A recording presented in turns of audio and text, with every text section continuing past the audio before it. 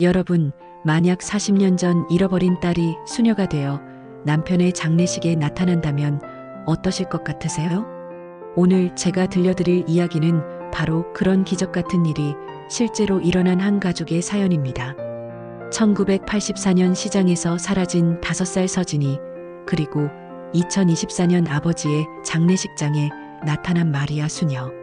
오늘은 잃어버린 딸을 평생 그리워하며 살아온 부모님과 자신의 뿌리를 모른 채 수녀가 된 딸의 가슴 뭉클한 재회 이야기를 들려드리겠습니다.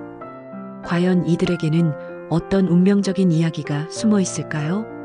구독과 좋아요를 눌러주시고 매일 무료로 감동 사연을 선물 받으세요.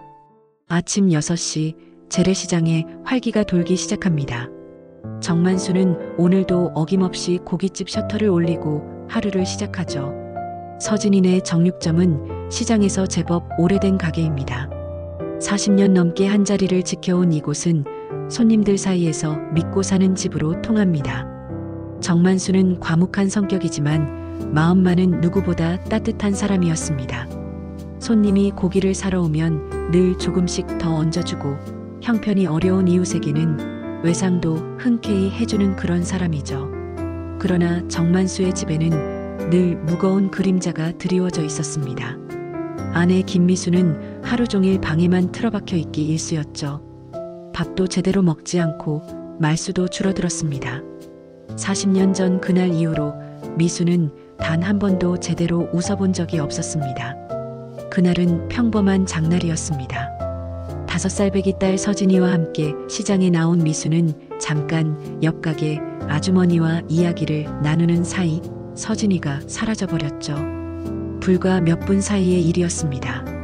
미친 듯이 시장을 뒤지고 경찰에 신고하고 전단지를 돌렸지만 서진이는 흔적도 없이 사라져버렸습니다. 정만수는 겉으로는 아무렇지 않은 척했지만 그 역시 마음속 깊은 곳에 상처를 품고 있었습니다. 매년 서진이의 생일인 3월 15일이면 가게 문을 일찍 닫고 작은 케이크를 사왔죠. 거실 탁자 위에 케이크를 놓고 초를 켜면 미수는 울음을 터뜨리고 정만수는 말없이 촛불을 끕니다. 미수는 가끔 남편을 원망스럽게 바라봅니다. 당신은 잊고 사는 것 같아서 더 미워요. 하지만 정만수가 새벽마다 서진이 사진 앞에서 몰래 한숨을 쉬는 모습을 본 적은 없었죠. 그렇게 부부는 각자의 방식으로 슬픔을 삼키며 하루하루를 버텨나갔습니다. 시장 상인회장 이종배는 정만수의 오랜 친구였습니다. 그는 만순의 부부를 볼 때마다 가슴 한켠이 무거워지곤 했죠. 특히 서진이 이야기가 나올 때면 술을 더 마시고는 했습니다. 무언가 말하고 싶은 듯 입을 벌렸다가도 이내 다시 다물어버리는 그의 모습을 아는 사람은 없었습니다. 오늘도 정만수는 묵묵히 고기를 손질합니다. 칼질 소리가 규칙적으로 울려 퍼지는 가운데 그의 마음속에는 여전히 5살 딸아이의 웃음소리가 메아리치고 있었죠. 그날도 평범한 아침이었습니다. 정만수는 새벽 5시에 일어나 도매시장으로 향했죠. 좋은 고기를 고르는 그의 눈매는 여전히 날카로웠습니다. 하지만 집으로 돌아오는 길 신호등 앞에서 잠시 멈춰서며 한숨을 내쉬었습니다. 오늘따라 유독 서진이 생각이 났거든요. 횡단보도에 파란 불이 켜졌습니다. 정만수가 건너던 중 갑자기 굉음과 함께 고급 SUV 한 대가 돌진해 왔죠. 젊은 남성이 마약을 하고 운전을 한 것이었습니다. 정만수는 피할 틈도 없이 그대로 쓰러졌고 병원으로 실려갔지만 결국 숨을 거두고 말았습니다. 소식을 들은 시장 사람들은 충격에 빠졌습니다. 만수 형님이 그렇게 허무하게 갈 줄은 아무도 몰랐죠. 김미수는 남편의 시신 앞에서 오열했습니다. 서진이를 잃고 이제 남편마저 떠나보내야 하는 현실이 너무나 잔인했습니다. 장례식장은 조문객들로 북적였습니다. 시장 상인들은 물론이고 단골 손님들까지 찾아와 고인을 추모했죠. 이종배는 상주 곁을 지키며 미순을 위로했지만 그의 표정은 유독 어두웠습니다. 무언가에 짓눌린 듯한 그의 모습을 눈여겨보는 사람은 없었습니다. 둘째 날 오후 검은 수녀복을 입은 여인이 조용히 장례식장에 들어섰습니다. 고운 베일로 얼굴을 가린 그녀는 영정 앞에서 묵념을 올렸죠. 그리고는 조심스럽게 김미순에게 다가갔습니다. 이분이 정만수님이시죠? 수녀의 목소리는 맑고 고왔습니다. 김미순이 고개를 들어 수녀를 바라보는 순간 심장이 멎는 듯했죠. 그 눈빛이 너무나 익숙했습니다. 서진이와 닮았다는 생각이 스쳐 지나갔지만 미수는 고개를 절레절레 흔들었습니다. 아니야, 그럴 리가 없어. 수녀는 정중히 인사를 하고 돌아서려 했습니다. 그때 미순이 무의식적으로 수녀의 손목을 잡았죠. 잠깐만요. 혹시 우리 만난 적 있나요? 수녀는 잠시 당황한 듯 했지만 이내 부드럽게 미소 지었습니다. 아니요, 처음 뵙는 것 같은데요. 다만 고인의 명복을 빌러왔을 뿐입니다. 이종배는 멀찍이 서 그 광경을 지켜보다가 깜짝 놀랐습니다. 수녀의 옆모습이 어딘가 낯익었죠. 설마 아니야, 그럴 리가. 그는 급하게 밖으로 나가 담배를 꺼내 물었습니다. 손이 미세하게 떨렸습니다. 수녀가 떠난 후에도 김미수는 한참 동안 그 자리에 서 있었습니다. 가슴 한구석에서 무언가가 꿈틀거렸죠. 40년 동안 꽁꽁 얼어붙어 있던 감정이 조금씩 녹아내리는 것 같았습니다. 그날 밤 미수는 오랜만에 서진이 꿈을 꾸었습니다. 꿈속에서 서진이는 수녀복을 입고 있었죠. 장례를 치른 지 일주일이 지났습니다. 김미수는 여전히 멍한 상태로 하루하루를 보내고 있었죠. 그런데 어느 날 오후 초인종이 울렸습니다. 문을 열자 며칠 전 장례식장에서 봤던 수녀님이 서 있었습니다. 안녕하세요, 김미수님. 갑자기 찾아와서 죄송합니다. 수녀는 정중히 인사했습니다. 미수는 떨리는 손으로 수녀를 집 안으로 안내했죠. 거실에 마주 앉은 두 사람 사이에는 묘한 긴장감이 흘렀습니다. 제 이름은 마리아입니다. 세례명이죠. 본명은 저도 모릅니다. 수녀가 조심스럽게 말을 꺼냈습니다. 미순의 눈빛이 흔들렸죠. 수녀는 차분한 목소리로 자신의 이야기를 들려주기 시작했습니다. 어릴 적 기억이 거의 없어요. 다만 고속도로 휴게소에서 혼자 울고 있던 저를 경찰이 발견했다고 들었습니다. 아무도 찾으러 오지 않아서 결국 고아원으로 보내졌죠. 이름도 집도 부모님도 기억나지 않았습니다. 김미수는 숨이 막혀왔습니다. 혹시 아이를 잃어버린 적이 있으신가요? 수녀의 질문에 미수는 참았던 눈물을 쏟아냈습니다. 네, 40년 전에 5살짜리 딸을 잃었어요. 이름이 서진이었죠. 시장에서 잠깐 한눈판 사이에 사라져버렸습니다. 미순의 목소리는 떨렸습니다. 수녀의 눈에서도 눈물이 흘러내렸죠. 왜 우는지도 모른 채 그저 가슴이 아팠습니다. 그때 현관문이 열리고 이종배가 들어왔습니다. 수녀를 보자 그의 얼굴이 창백해졌죠. 미순아, 손님이 오셨구나. 나는 그만 가볼게. 그는 황급히 돌아서려 했지만 미순이 붙잡았습니다. 종배 오빠, 이분이 혹시 우리 서진이일지도 몰라요. 이종배는 한참을 망설이다가 무거운 입을 열었습니다. 사실 나도 그런 생각이 들었어. 이 수녀님 얼굴이 어릴 적 서진이와 너무 닮았거든. 그의 목소리는 점점 작아졌습니다. 무언가 더 말하려다가 이내 입을 다물어 버렸죠. 수녀 마리아는 혼란스러운 표정으로 일어섰습니다. 저도 정리할 시간이 필요합니다. 다시 찾아뵙겠습니다. 그녀가 떠난 후 미수는 주저앉아 흐느꼈습니다. 이종배는 그런 미순을 바라보며 깊은 한숨을 내쉬었죠. 그의 가슴속에 묻어둔 비밀이 점점 무거워졌습니다. 그날 밤 미수는 서진이의 낡은 사진첩을 꺼냈습니다. 5살 서진이의 맑은 눈망울이 수녀의 눈빛과 겹쳐 보였죠. 정말 내가 우리 서진이니? 미수는 사진을 가슴에 꼭 안고 밤새 울었습니다. 며칠 밤을 뜬 눈으로 지새운 김미수는 결심했습니다. 인터넷으로 유전자 검사 키트를 주문했죠. 확실하게 알아야겠다는 생각뿐이었습니다. 수녀 마리아가 다시 찾아왔을 때 미수는 차를 대접하며 자연스럽게 대화를 이어갔습니다. 수녀님, 고아원에서는 어떻게 지내셨어요? 미순의 질문에 마리아는 담담하게 답했습니다. 처음에는 많이 울었대요. 엄마를 찾는다고요. 하지만 시간이 지나면서 적응했고 12살의 수녀원 봉사자분들을 만나 신앙을 갖게 되었죠. 마리아가 화장실에 간 사이 미수는 떨리는 손으로 수녀가 쓴 찻잔을 비닐봉지에 담았습니다. 그리고 며칠 후 칫솔도 몰래 챙겼죠. 죄책감이 들었지만 진실을 알아야만 했습니다. 검사 결과를 기다리는 2주일은 지옥 같았습니다. 그러던 어느 날 저녁 이종배가 술에 취해 찾아왔죠. 미순아, 나 할 말이 있어.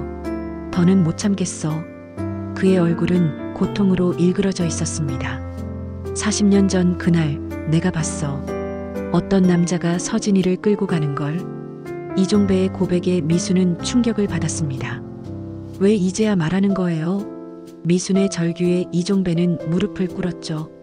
그 남자가 날 위협했어. 내 가족을 해치겠다고, 가게를 망하게 하겠다고. 겁이 났어.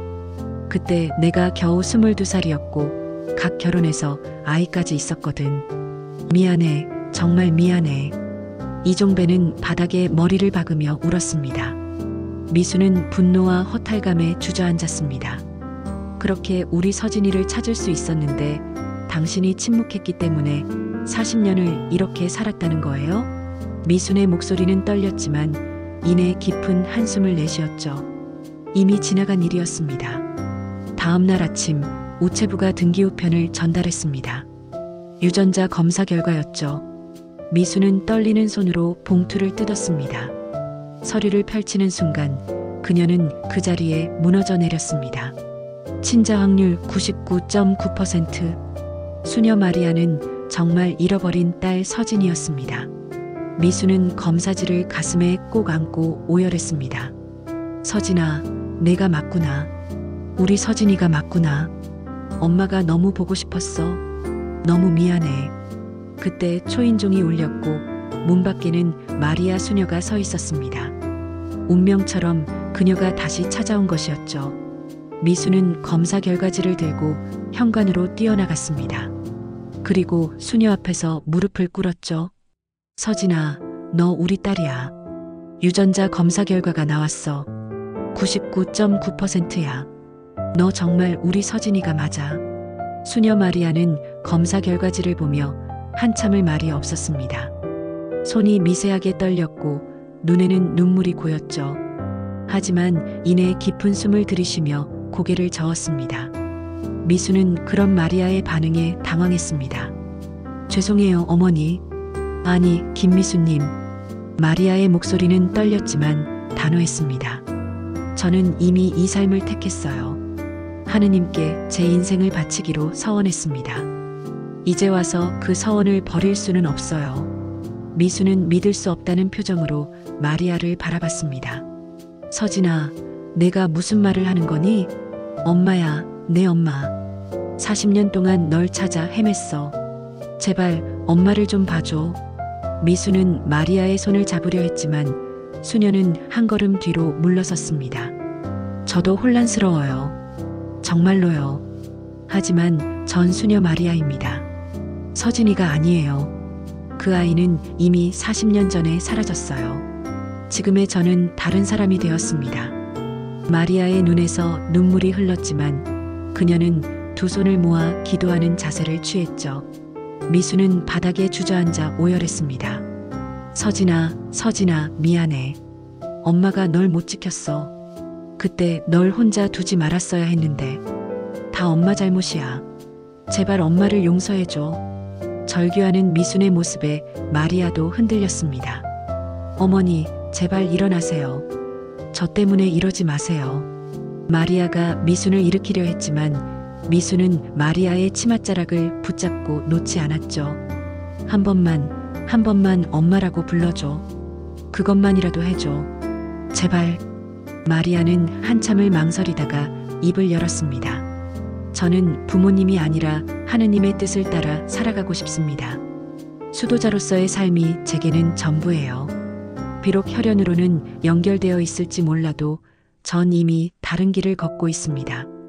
이종배가 소식을 듣고 달려왔을 때 미수는 여전히 바닥에 앉아 울고 있었습니다. 수녀님, 제발 미순이를 좀 봐주세요. 40년을 이렇게 살았어요. 하지만 마리아는 고개를 저으며 현관으로 향했죠. 저도 시간이 필요해요. 이 모든 게 너무 갑작스러워서 용서해 주세요. 마리아는 그 말을 남기고 집을 나섰습니다. 미수는 이종배의 부축을 받으며 일어섰지만 눈빛은 여전히 딸의 뒷모습을 쫓고 있었죠. 그날 밤 미수는 서진이의 방으로 들어갔습니다. 40년 동안 그대로 보존해둔 작은 방이었죠. 인형들과 그림책, 작은 옷가지들이 먼지를 뒤집어 쓴 채 그대로 있었습니다. 미수는 서진이가 아끼던 토끼 인형을 가슴에 안고 밤새 울었습니다. 돌아온 딸이 다시 떠나가는 아픔은 차라리 처음 잃었을 때보다 더 견디기 힘들었죠. 일주일이 지났지만 마리아 수녀는 돌아오지 않았습니다. 김미수는 매일 현관문을 바라보며 딸을 기다렸죠. 그러던 어느 늦은 밤 초인종이 울렸습니다. 문을 열자 비에 젖은 마리아가 서 있었습니다. 그녀의 손에는 낡은 인형 하나가 들려 있었죠. 들어와도 될까요? 마리아의 목소리는 지쳐 보였습니다. 미수는 급히 수건을 가져와 마리아를 거실로 안내했죠. 따뜻한 차를 준비하는 동안에도 시선은 마리아가 들고 온 인형에서 떠나지 않았습니다. 이거 제가 고아원에서 유일하게 가지고 있던 물건이에요. 마리아가 인형을 내밀었습니다. 토끼 인형의 배 부분은 헤어져 있었고 한쪽 귀는 떨어져 실로 대충 꿰매어져 있었죠. 미수는 인형을 받아들고 숨이 막혔습니다. 서진이가 가장 아끼던 인형이었거든요. 옷깃 안쪽을 보세요. 마리아의 말에 미순이 인형의 옷을 들추자 희미하게 서진이라는 글씨가 보였습니다. 손바느질로 정성스럽게 수놓은 이름이었죠. 미순의 눈에서 눈물이 흘렀습니다. 내가 수놓아준 거야. 내가 인형을 잃어버릴까봐. 마리아도 눈물을 흘리며 말을 이었습니다. 사실 저도 내내 그리웠어요. 누군가 나를 꼭 안아주었던 그 기억, 따뜻한 밤 냄새, 자장가 소리. 그게 다 어머니였다는 걸 이제야 알았어요. 그동안 왜 그렇게 가슴 한구석이 공허했는지도요. 미수는 마리아의 손을 조심스럽게 잡았습니다. 이번에는 마리아도 손을 빼지 않았죠. 두 사람은 한참을 말없이 울었습니다. 40년의 세월이 눈물 속에 녹아내렸습니다. 그때 이종배가 들어왔습니다. 수녀님, 정말 죄송합니다. 제가 그때 용기를 냈더라면. 이종배는 마리아 앞에 무릎을 꿇었죠. 평생 이 죄책감을 안고 살았습니다. 용서해 주십시오.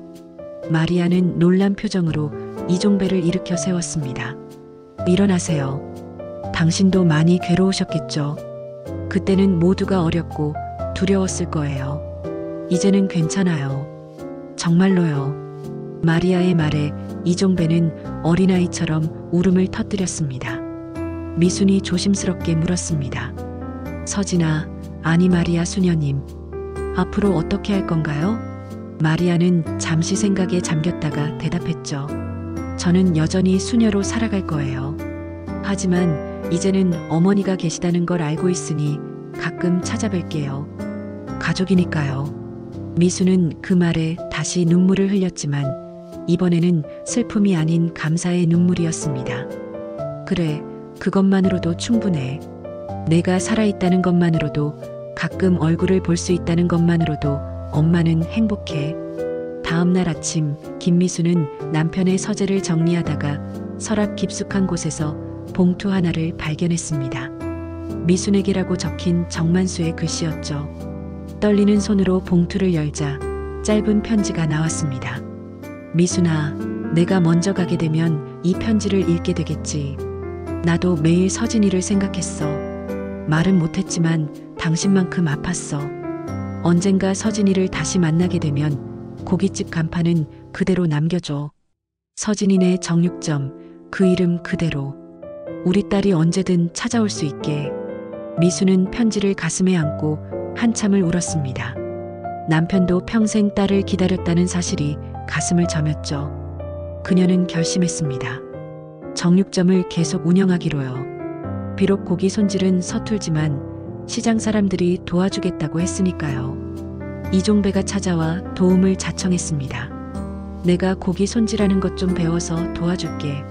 속죄하는 마음으로라도. 시장 상인들도 하나둘 모여들었죠. 모두가 정만수를 기억하고 이제는 돌아온 서진이를 축하하고 싶어 했습니다. 마리아 수녀가 수도원으로 돌아가기 전날 미수는 정육점으로 그녀를 데려갔습니다.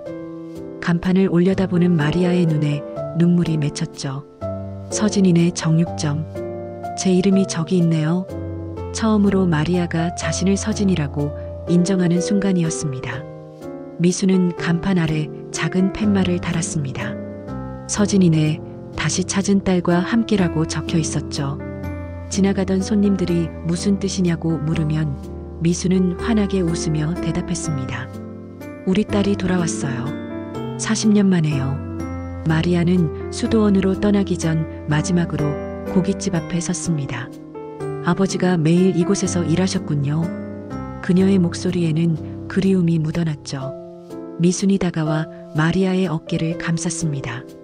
언제든 힘들면 돌아와. 여기가 내 집이야. 비록 수녀님이 되었지만 넌 영원히 우리 서진이야. 아빠도 하늘에서 기뻐하실 거야. 미순의 말에 마리아는 고개를 끄덕였습니다.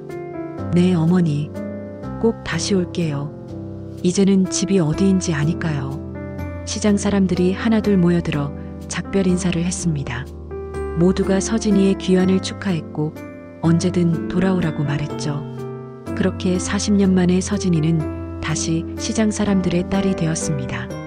비록 수녀의 신분이었지만 그녀는 이제 더 이상 외롭지 않았습니다. 가족이 있었고 돌아갈 집이 있었으니까요. 계절이 바뀌고 어느덧 석 달이 흘렀습니다. 김미순의 일상은 완전히 달라졌죠. 매달 3번째 일요일이면 마리아 수녀가 시장을 찾아왔습니다. 그날만큼은 미순이 새벽부터 장을 봐서 상을 차렸죠. 갈비찜, 잡채, 각종 나물들. 모두 서진이가 어릴 적 좋아했던 음식들이었습니다. 엄마, 이렇게 많이 하시면 어떡해요? 마리아가 걱정스럽게 말했지만 미수는 행복한 표정으로 고개를 저었습니다. 40년 동안 못해준 게 얼마나 많은데 이것도 부족해. 모녀는 도란도란 이야기를 나누며 밥을 먹었죠. 그 시간만큼은 서로가 헤어졌던 세월이 없었던 것처럼 편안했습니다. 시장 사람들도 이제는 자연스럽게 서진이라고 불렀습니다. 수녀님보다 서진이가 더 정겹다며 모두가 반겼죠. 특히 어릴 적 서진이를 기억하는 상인들은 눈시울을 붉히며 인사했습니다. 정말 다시 보게 될 줄은 몰랐다고요. 어느 날 이종배가 미순과 마리아 앞에 무릎을 꿇었습니다. 그동안의 죄책감을 견딜 수 없었던 그는 용서를 구했죠. 제가 그때 용기를 냈다면 서진이가 가족과 헤어지지 않았을 텐데 평생 죄인으로 살았습니다. 마리아는 그를 일으켜 세웠습니다. 종배 아저씨, 일어나세요. 당신도 많이 괴로우셨겠죠? 이제는 괜찮아요. 저도 좋은 분들을 만나 잘 자랐고 신앙 안에서 평화를 찾았어요. 오히려 감사해요. 이렇게라도 다시 만날 수 있게 해주셔서. 이종배는 어린아이처럼 울었고 그 후로는 누구보다 성심껏 모녀를 도왔습니다. 정육점 운영이 서툰 미순을 위해 매일 아침 일찍 와서 고기를 손질했죠. 그것이 그가 할 수 있는 유일한 속죄였습니다. 정만수의 첫 기일이 다가왔습니다. 마리아는 특별히 일주일 휴가를 내고 왔죠. 모녀는 함께 묘소를 찾았습니다. 아버지, 저 서진이에요. 돌아왔어요. 마리아의 인사에 바람이 불어 나뭇잎들이 살랑거렸습니다. 마치 정만수가 대답하는 것 같았죠. 미수는 남편의 묘비를 쓰다듬으며 말했습니다. 여보, 우리 서진이가 돌아왔어요. 이제야 당신 말뜻을 알겠어요. 간판을 그대로 두라고 했잖아요. 당신도 알고 있었나 봐요. 언젠가 서진이가 돌아올 거라고. 저녁이 되자 시장 상인들이 모두 모여 작은 잔치를 열었습니다. 서진이네 정육점 앞마당에 테이블을 펴고 각자 음식을 가져와 나눴죠. 마리아는 처음으로 시장 사람들 앞에서 환하게 웃었습니다. 비록 수녀복을 입고 있었지만 그 순간만큼은 그저 엄마의 딸, 시장의 딸 서진이었습니다. 미수는 그런 딸을 바라보며 생각했습니다. 완벽하지 않아도 괜찮다고, 매일 함께하지 못해도 이렇게 가끔 만나 서로의 안부를 묻고 웃을 수 있다면 그것으로 충분하다고. 40년의 기다림 끝에 찾은 행복은 그렇게 소박하지만 따뜻했습니다. 이 영상이 누군가에겐 위로가 되었기를 바랍니다. 끝까지 봐주셔서 진심으로 감사합니다. 사연이 좋으셨다면 구독과 좋아요 부탁드립니다. 항상 건강하세요.